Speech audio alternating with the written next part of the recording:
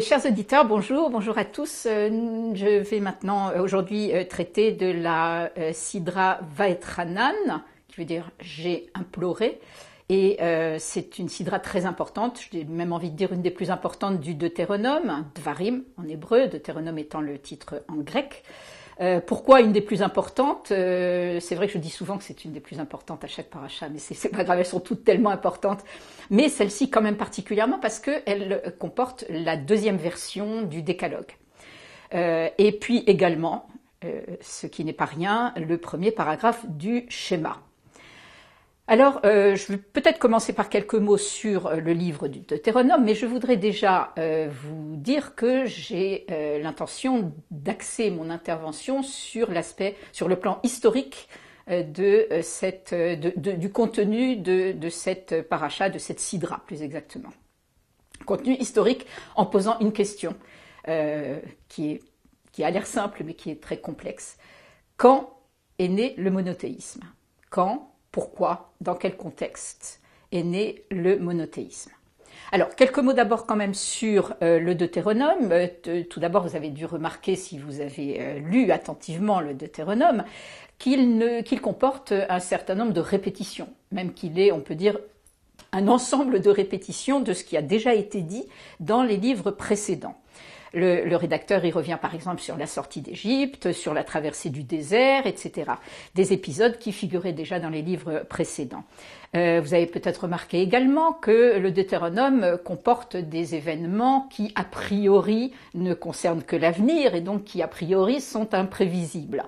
Notamment par exemple la mort de Moïse. Donc Moïse semble déjà anticiper, prévoir sa propre mort et même la raconter. Alors évidemment tout ça, ça a semé le trouble chez certains commentateurs, déjà depuis le Talmud d'ailleurs, puis ensuite chez certains philosophes du Moyen-Âge comme Abraham Ibn Ezra, et plus tard encore chez des philosophes comme Spinoza par exemple, et ça s'est prolongé bien sûr avec la vision historico-critique de la Bible. Alors, d'où le doute émis par les chercheurs modernes sur la pertinence de considérer le Deutéronome comme la suite logique des 4 livres précédents. Et donc, de plus en plus, la recherche considère qu'il serait plus logique de considérer le Deutéronome comme une sorte de longue introduction aux livres qui suivent. D'accord ? Et c'est l'opinion, par exemple, d'un exégète protestant allemand du XXe siècle qui s'appelait Martin Noth, N-O-T-H, qui a forgé l'expression histoire deutéronomiste qu'on désigne par les initiales HD, histoire deutéronomiste, pour désigner donc un immense corpus littéraire qui va du Deutéronome inclus jusqu'au roi, avec 2 grandes parties schématiquement. La première qui va de la conquête de Canaan jusqu'à la mort de Salomon, et la deuxième qui part du schisme, donc après la mort de Salomon, du schisme entre les 2 royaumes, le royaume du Nord, le royaume de Samarie, ou royaume d'Israël, et le royaume du Sud, le royaume de Juda. Alors, beaucoup de répétitions, effectivement, notamment la répétition du décalogue, et beaucoup d'ajouts tardifs, sans doute. On considère que il y a 2 grandes périodes de rédaction du livre de Dvarim. Une rédaction pré-exilique, alors je précise bien que quand je dis pré-exilique, ça veut dire avant l'exil en Babylonie, donc 6e siècle, pas le second exil, grand exil, bien. Donc une période pré-exilique pour une ébauche du Deutéronome, et ensuite une période post-exilique pour l'essentiel de la rédaction de ce texte. Ça, c'est ce qu'on appelle l'hypothèse des 2 blocs, pré-exilique, post-exilique, qui est confirmée notamment par Thomas Romer, qui est professeur au Collège de France et dont on peut d'ailleurs suivre les cours en ligne qui sont toujours passionnants.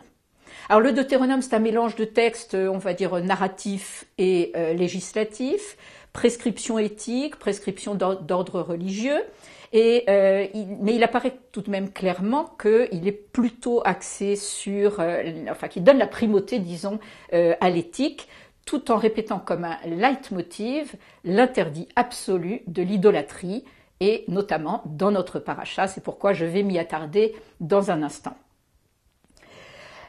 Alors, tout de même, je prends cette paracha depuis le début, parce qu'il faut dire quelques mots tout de même sur ce début.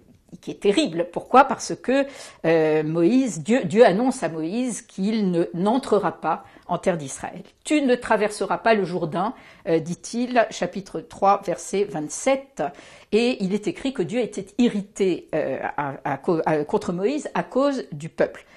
Alors il est vrai que d'après la plupart des midrashim montrent que Moïse a perçu cet interdit d'entrer en terre d'Israël comme une grande injustice. Vous avouerez que c'est quand même effectivement particulièrement injuste.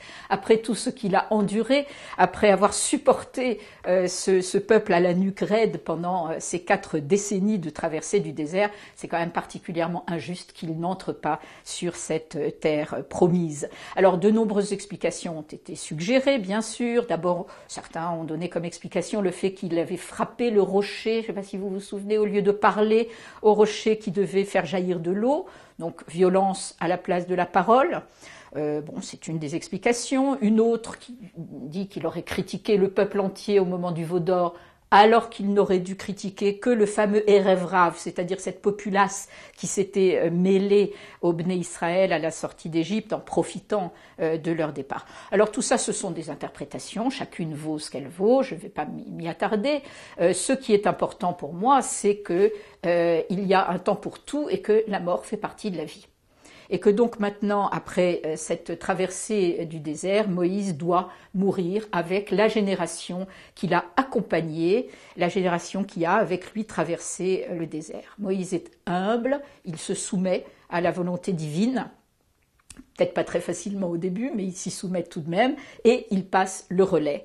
Alors maintenant, bien sûr, avant de passer le relais, il fallait, en quelque sorte, donner des consignes, s'adresser à cette jeune génération qui allait entrer en terre de Canaan. Et donc la répétition du décalogue peut être imaginée comme cette volonté donc, de réitérer l'ensemble de ces commandements, de ces paroles, très exactement, puisque en hébreu ce n'est pas les 10 commandements mais les 10 paroles, ainsi que l'ensemble des chukim ou mishpatim, des lois et des préceptes que le peuple d'Israël va devoir accomplir pour être le bienvenu, pour être accepté, pour pouvoir vivre sur cette terre. Parce que vivre sur cette terre, ce n'est pas un cadeau, c'est un devoir, c'est un ensemble de devoirs. Et il est dit à plusieurs reprises dans la Torah que si le peuple d'Israël ne se comporte pas selon les prescriptions divines, eh bien, il n'aura plus le droit de séjourner sur cette terre. Alors maintenant, je vais m'attarder, comme je l'ai indiqué, sur un plan historique, sur 2 notions fondamentales de la pensée d'Israël qui apparaissent dans notre paracha, entre autres parce que ça apparaît en fait comme un leitmotiv dans toute la Torah, même dans tout le Tanakh, devrais-je dire, à savoir l'affirmation de l'unicité de Dieu, Adonai Echad, Dieu est un, et également l'interdit absolu de l'idolâtrie, indissociable bien sûr de l'interdit absolu de toute représentation de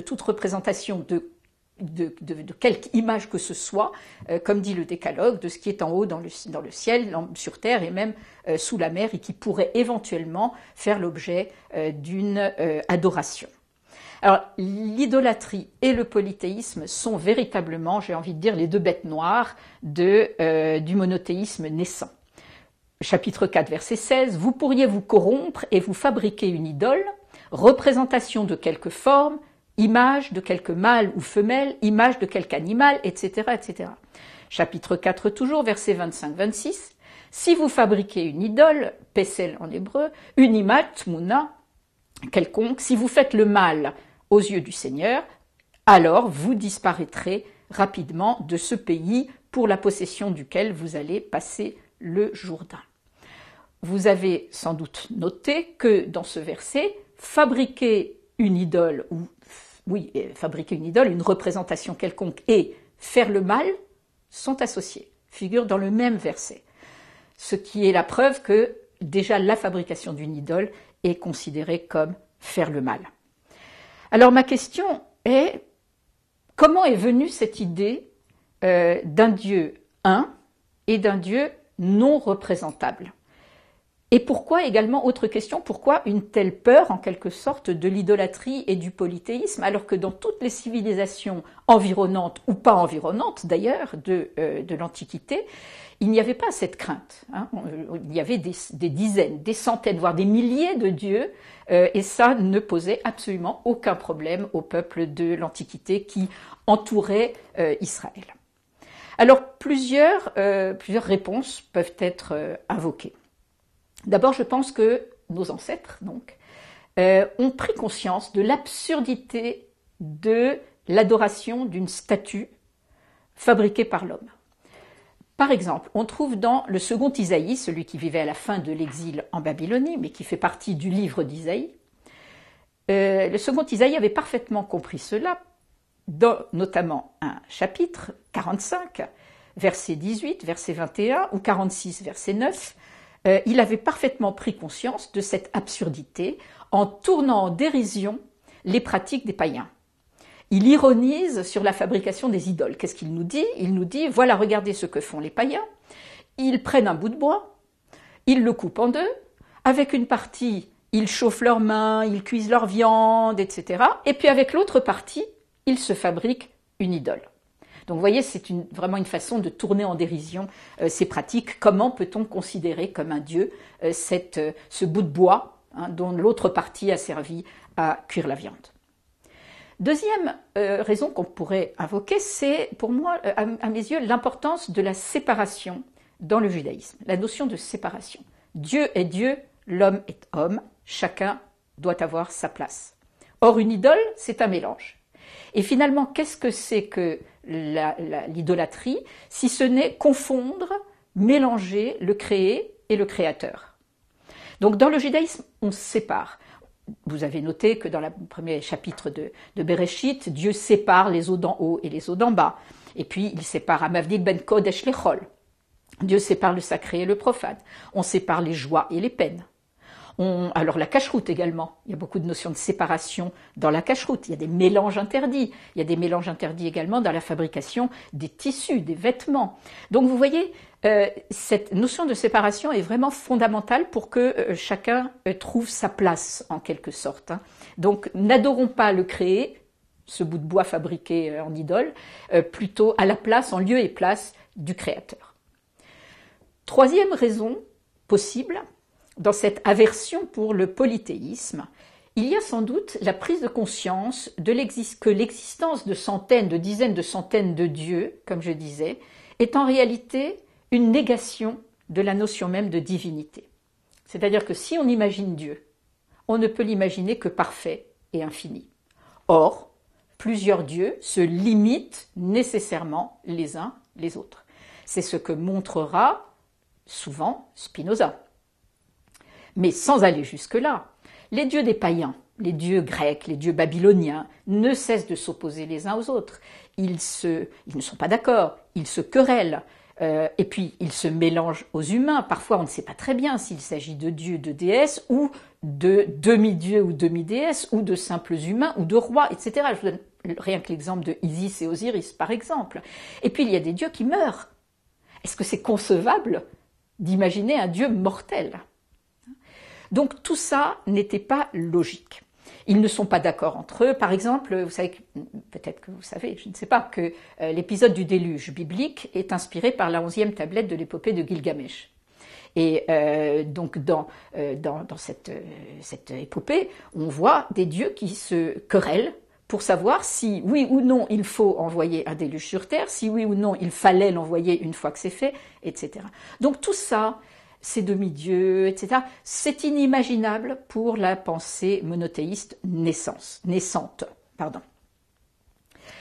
Dernière raison que j'invoquerai ici, c'est une raison plus historique, c'est-à-dire que dans l'esprit des rédacteurs de ces textes, il était essentiel, vous savez, Israël a toujours été minoritaire, menacé, détruit, envahi. Et si l'essentiel du Deutéronome a été écrit pendant la période, et de la Torah d'ailleurs, pendant la période de l'exil en Babylonie, il était essentiel à ce moment-là de se distinguer des autres peuples pour rester tout simplement en vie. Il fallait se démarquer des autres peuples, il fallait s'éloigner de cette vision mythologique qui confond les hommes et les dieux. Et ça, c'était vraiment une question de survie. Donc, à partir de ce moment-là, le monothéisme naissant va devenir, si vous me passez l'expression, la marque de fabrique d'Israël, à charge pour lui, bien sûr, de transmettre aux autres nations cette nouvelle conception de Dieu. Donc, c'est en ce sens que, plutôt que de dire que Dieu a choisi ce peuple, j'oserais dire que c'est ce peuple qui a choisi ce Dieu. On a cherché, certains chercheurs ont voulu trouver aussi d'autres origines au monothéisme, et certains ont estimé que la réforme d'Akhénaton, par exemple, en Égypte, pouvait avoir véhiculé une idée similaire, mais sauf que Akhénaton, c'était l'idée du dieu soleil qu'on devait adorer, qui n'a rien à voir avec le dieu biblique, et de toute façon cette hérésie ne lui a pas survécu, et tous les égyptologues s'accordent à dire qu'il n'y a absolument rien à voir, aucun lien entre la réforme d'Akhénaton et le monothéisme juif. En revanche, je vais parler du zoroastrisme dans un instant. Alors quand le monothéisme, j'ai envie de dire pur, est-il apparu ? Certains biblistes, par exemple, je vais citer Baruch Halpern, H-A-L-P-E-R-N, qui est un archéologue et enseignant américain de l'Université de Géorgie, estime que le véritable monothéisme est apparu en quelques décennies entre la destruction de Samarie, donc 722-721, et le début du 7e siècle. D'autres estiment qu'on ne peut pas encore parler de véritable monothéisme dans cette période, mais simplement, et je vais bien faire la distinction maintenant, du devoir pour Israël de n'adorer qu'un seul Dieu. Je m'explique. Israël a connu une période, nous en avons même des témoignages historiques, archéologiques et textuels, dans laquelle il considérait son Dieu, représenté par le tétragramme, Yud-He-Vav-He, transcrit par Yahvé, une période donc dans laquelle il considérait ce Dieu Yahvé comme le seul que lui-même devait adorer. Pas nécessairement comme le Dieu de l'humanité entière, donc que les autres peuples devaient aussi adorer. Cette tendance a été appelée par un autre chercheur qui s'appelle Morton Smith, professeur également aux États-Unis, qui a appelé cette tendance le culte de Yahvé seul. Alors, je vais vous citer deux textes qui illustrent, si vous voulez, cette hésitation entre monothéisme seul et culte de Yahvé seul. Je voulais dire, monothéisme absolu et culte de Yahvé seul. Dans le chapitre 5, verset 7, donc dans notre paracha, on a Lo yihye lecha Elohim acherim. Et j'insiste sur lecha. Lecha, ça veut dire à toi, pour toi. Il n'y aura pas pour toi, ou donc tu n'auras pas d'autre Dieu que moi. Au chapitre 4, verset 35 ou verset 39 d'ailleurs, on trouve Ki Adonai hu ha-Elohim ein od milvado. Ein od milvado, ça veut dire il n'y en a pas d'autre. La nuance est de taille. Est-ce que c'est toi, tu n'auras pas d'autre Dieu, ou est-ce que c'est il n'y a pas d'autre Dieu? Donc, pour l'instant, on hésite et on se demande si c'est pas juste simplement ce lien exclusif entre ce Dieu et ce peuple qui est souligné. Et il y a un autre verset qui est très clair, vous allez voir, d'un prophète, du prophète Micha en hébreu, 4, verset 5, Ki kol ha'amim yelchu ish beshem Elohav va'anachnu nelech beshem Adonai Eloheinu. Ki kol ha'amim, car tous les peuples, yelchu ish beshem Elohav, iront chacun au nom de son Dieu, de ses dieux, et nous, va'anachnu, et nous, Neler Beshem Adonai Eloheinu, nous marcherons au nom de l'Éternel notre Dieu. C'est très clair. Chacun a le droit d'avoir son Dieu ou ses dieux, du moment qu'Israël, lui, n'adore, ne vénère que son Dieu qu'il considère comme son Dieu unique. Alors il y a plusieurs autres versets qui témoignent de ces hésitations. Et vous allez voir que même les traductions sont compliquées, notamment les traductions du rabbinat. Traduction la plus classique que tout le monde a sans doute eu ou aura entre les mains. Par exemple, Exode 15, verset 11. Mi kamocha ba'elim Adonai. Un verset qu'on cite tous les Shabbats. Qui est comme toi, ba'elim, parmi les dieux? Si je veux une traduction littérale, c'est comme ça que je dois traduire. Qui est comme toi parmi les dieux? Même Chouraki, qui fait des traductions littérales de la Bible, vous le savez sans doute, traduit de cette façon. Parmi les dieux. Quel Dieu? Voilà la question posée ici déjà par ce verset. Et pourtant, dans la traduction du rabbinat, il est écrit « qui est comme toi », exactement, il est écrit « qui t'égale », verbe égaler, parmi les forts. Donc, mi kamocha ba elim, elim est traduit par le mot fort. Preuve, s'il en était besoin, de l'embarras des traducteurs face à ce verset, pourtant assez explicite. On peut citer également le psaume 82, verset 1. Elohim nitzav ba'adat el, bekerev Elohim yishpot. Je traduis. Dans la traduction du rabbinat, Elohim nitzav ba'adat el, Dieu se tient dans l'assemblée divine. Jusque-là, à la limite, pas de problème. Mais ensuite, bekerev Elohim yishpot. Au milieu des Elohim, il juge. Ce que le rabbinat traduit, au milieu des juges, il juge. Donc on traduit le mot Elohim ici par juge. Étonnant. Chouraki, lui, traduit en fait sans s'embarrasser, si je puis dire, puisqu'il garde le mot Elohim dans la traduction en l'occurrence. Et donc il écrit Elohim juge au sein des Elohim.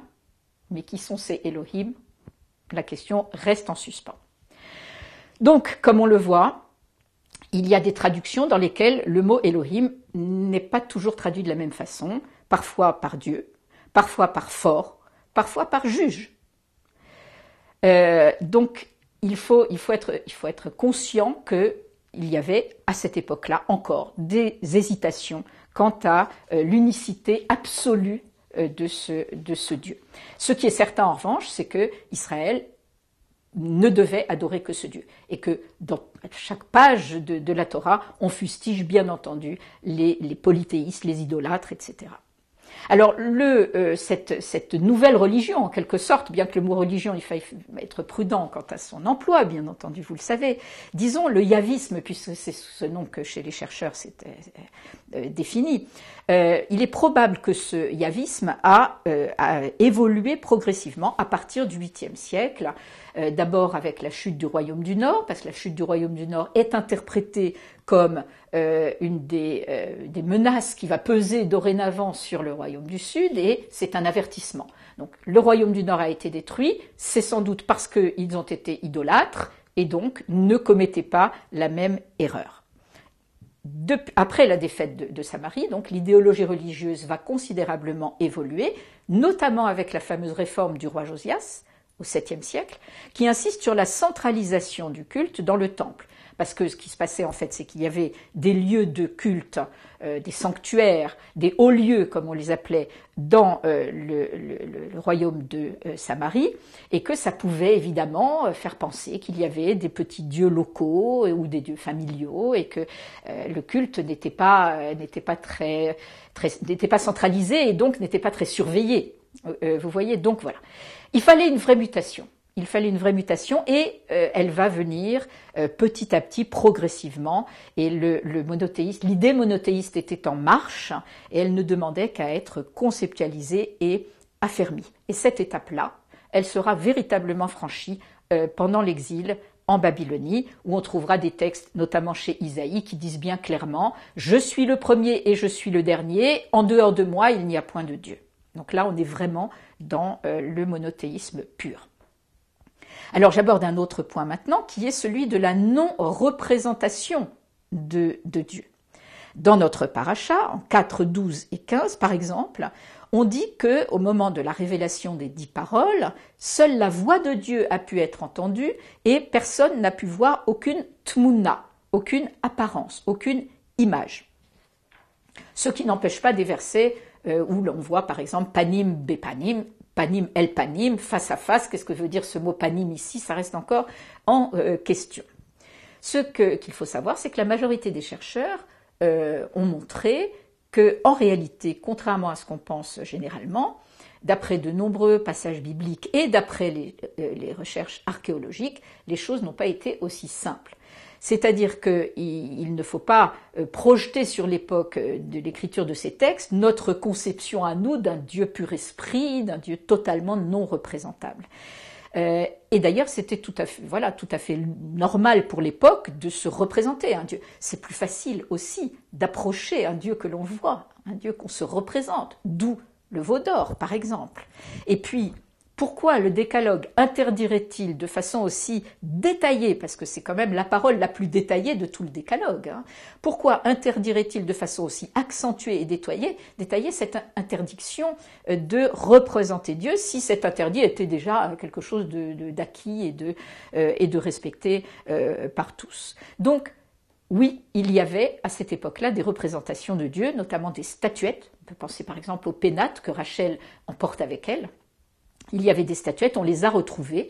Il y a également des textes qui évoquent les fameux veaux d'or qui ont été installés, parce que les veaux d'or, c'est pas seulement dans le désert. Hein. Il y avait des veaux d'or installés dans les sanctuaires, les hauts lieux de Béthel et Dan par Jéroboam, le roi du royaume du Nord, après le schisme. On trouve aussi des versets chez les prophètes, des versets qui prêtent à confusion sur ce thème. Même s'il ne s'agit pas toujours de représentations vraiment matérielles. Mais on voit Dieu. Hein. Beaucoup de prophètes utilisent cette expression « voir Dieu » dans des visions. Mais on peut citer aussi, pourquoi pas, l'homme fait à l'image de Dieu. Qu'est-ce que c'est que cette image de Dieu? Ça aussi, ça fait couler beaucoup d'encre. Vraisemblablement, nos ancêtres se représentaient cette divinité. Alors bien sûr, on ne ressemble à Dieu que par l'intellect, l'intelligence, l'esprit, la faculté de comprendre, etc., etc. Mais néanmoins, on trouve chez des prophètes, par exemple Isaïe 6, le prophète voit Yahvé, voit Dieu assis sur son trône, sa traîne emplissant le ciel.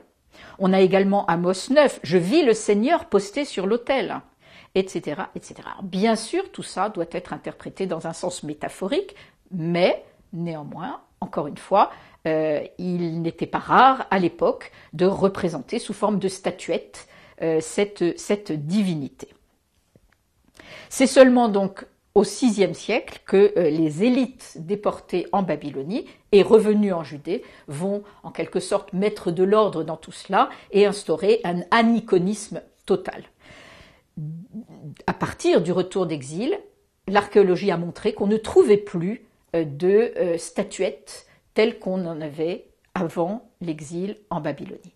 Donc, pour conclure, je dirais que dans cette période exilique qui a été déterminante pour la vie d'Israël, pour la survie d'Israël et pour l'avenir d'Israël, dans cette période exilique, il devenait un impératif vital de rassembler les Judéens sous la bannière en quelque sorte d'un Dieu unique et d'un Dieu non représentable. C'était le fait de se démarquer des autres peuples, des autres civilisations, le fait de ne pas être comme les autres, ça a été la condition, c'est devenu la condition sine qua non de la pérennité de ce peuple. Alors, je voudrais tout de même terminer avec une petite remarque très personnelle. Vous me pardonnerez, j'espère. C'est que cet interdit de toute représentation a malheureusement freiné l'art pictural. Et ça, c'est peut-être regrettable. Parce que on aurait pu imaginer peut-être l'interdit absolu de l'adoration d'une image. Mais est-ce que le fait de créer une image, de dessiner une image, de peindre une image, implique forcément qu'on va l'adorer comme une idole? Alors, aujourd'hui, bien sûr, on répond non à cette question.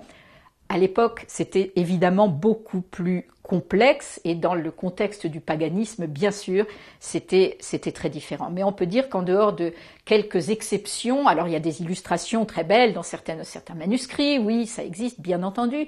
Il y a un art juif, je ne dis pas le contraire, il y a un art juif.